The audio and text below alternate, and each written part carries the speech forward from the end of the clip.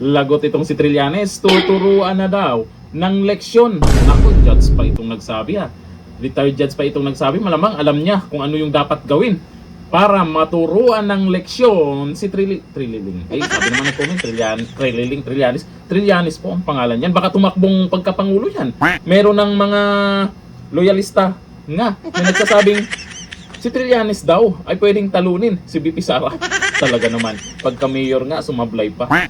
Sus talaga. O ayon dito sa balita ngayon, nako, mukhang kinakabahan na sila dito. May mga nagsasalita na kung ano yung dapat gawin. Kasi yung mga pinagyayaw-yaw ni Trillanes sa kamera, mukhang may sablay na naman sa ginawa niya. O ayon dito, turuan natin ng leksyon si Trillanes.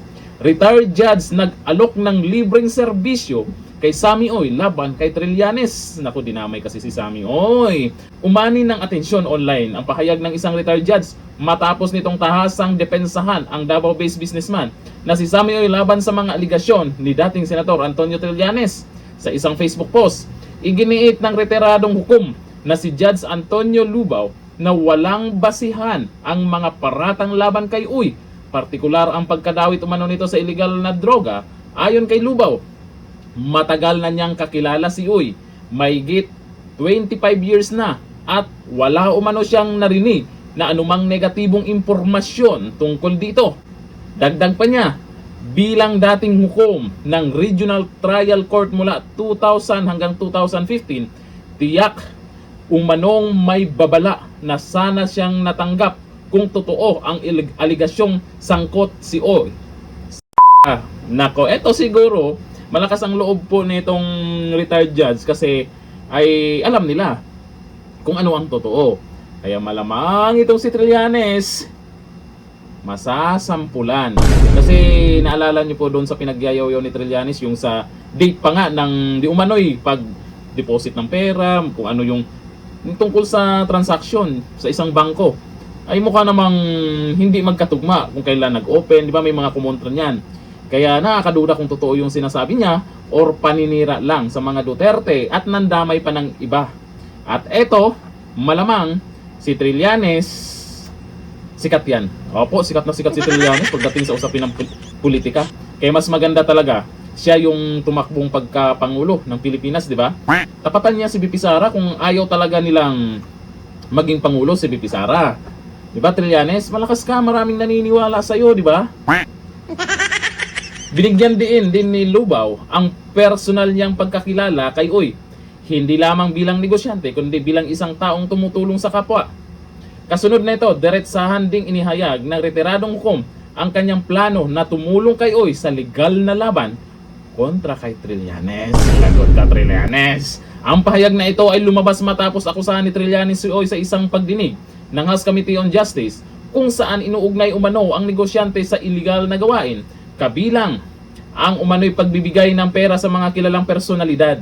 Sa ngayon, wala pang opisyal na pahayag mula kay Trillanes hinggil sa hamon ng kaso. Naku, nahimik bigla si Trillanes ha.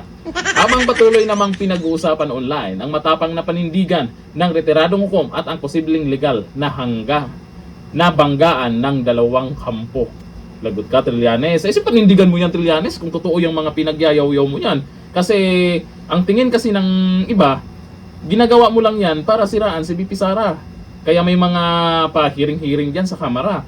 Eh kung gusto lang i-impeach dyan, i-impeach nyo na. Doon na lang tayo magkita-kita sa Senado kung ano yung maging desisyon doon. Kasi mas maganda kasi doon na doon magsalita si BP Sara. Sa tingin ko, mas nakikita natin si BP Sara na dadalo doon sa hearing kaysa dyan sa kamera. Kasi alam naman natin, ang daming buhaya talaga sa kamera. Sa usapin ng flood control projects, sino-sino ang nasangkot doon? Mas marami dyan, di ba? Tungkol sa usapin ng korupsyon, may mga pangalan na naisama dyan, di ba? Di ba? Ang lalaki nila, di ba? O ayon dito sa mga nagkomento, sabi po ni Richard Caro Gililang, sablay na naman. Lahat na lang ng kalokohan nandyan kay Trillanes. Grabe naman kayo. Sabi ni Crystal May Dimandal, tama po kayo, Judge.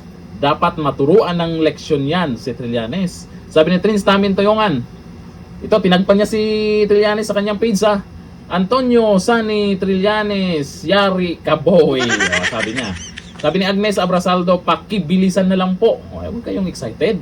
Mangyayari din yan. Ako na makakasuhan itong si Trillanes dito sa isang negosyante. Sa ngayon, tahimik po, malamang inayos na siguro yung mga dapat nilang gawin.